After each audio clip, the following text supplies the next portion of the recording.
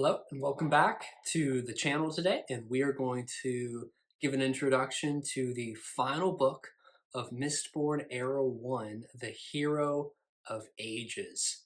And so again, if you are reading through these are meant to be sort of an introduction to get you excited about it, to just sort of set the stage and maybe talk about one of the main kind of themes a little bit more in depth. But just so you're aware, we are going to be talking about some of the ending of the second book of the Mistborn saga, The Well of Ascension. So if you haven't finished that yet, please go ahead and read that. And then you're going to be definitely more up to date in how Brandon Sanderson continues on in this book. But as we jump into here, the final book, The Hero of Ages, we do come across the world of Scadrial is not getting better, right? So Vin unknowingly, though she's trying to do what is good, she's trying to be selfless and release the power. Um, she finds out that that is a trick and she has been deceived. Actually, the prophecy from the Terrace people has somehow been corrupted. And when she releases the power, she's actually releasing ruin, the second shard, the second god of this planet.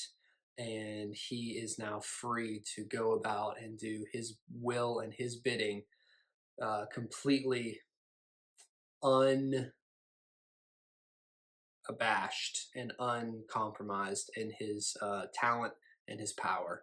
And so that is happening. And we see some of those effects as Inquisitors are still running rampant. The Koloss are still running rampant. Even though the Lord Ruler is gone, there are still certainly remnants, not to mention the Ash Falls are getting worse and worse and worse. And that sort of structure is not there from the Lord Ruler, who had the Ska working to clean things up and to keep things in a somewhat workable way around uh, the different areas and around the planet. And so Elend as emperor and Vin sort of as his muscle, as his enforcement, though we do come to find out at the very end of the Well of Ascension, when Vin is really wrestling to give up the power or not, Elend gets attacked by this sort of glowing misty figure, and then can take the power and heal him. However, she still selflessly gives it up, and we come to find out that that was a deception. But at the very end of it, this misty figure draws her attention to a piece of metal, and that piece of metal, he is to ingest it, and what it does is it actually turns him into a full-fledged Mistborn. The metal is called Lerasium. We'll sort of learn about that in other books. But he ingests that and is able to burn pewter to be strong enough to endure and to fight through it. So we come to this book now, and we actually it's an interesting dynamic, because really for up to this way, Vin's sort of MO has been to protect Elend, and not that he doesn't need her, but maybe she doesn't feel like he needs her in such a strong way. So they together are going through trying to keep order in the final empire. And it's so interesting to see how their dynamic grows.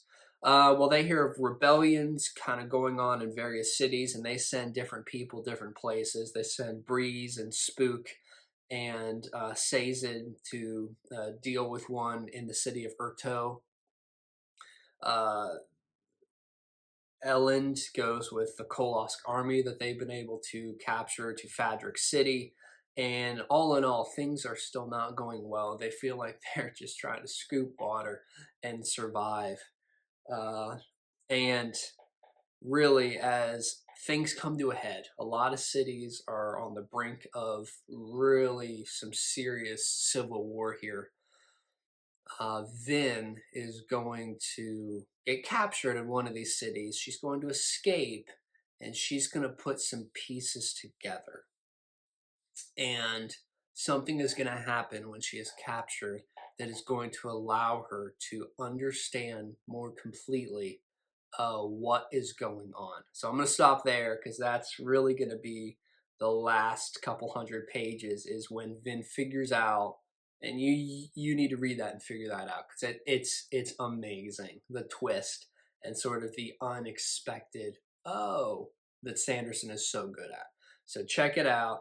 The Hero of Ages, all the pieces are going to come together, but the story's going to still be able to go on. Again, there are 2 eras at this point of Mistborn, and he is currently, at the time of this video, working on the 3rd era. And so, just incredible, wonderful characters, and to see how things end up, it's absolutely incredible. What's kind of the big theme of this 3rd book is really, it's sacrifice, in the sense of understanding your place and coming to grips with your talents, your skill sets, your past, and not letting that hold you back anymore. Each of these characters has, well, in many ways, a lot of baggage, from family to struggles that they've had personally, struggles with the Final Empire, not to mention things that they've had to overcome even within their own family, of loss and betrayal.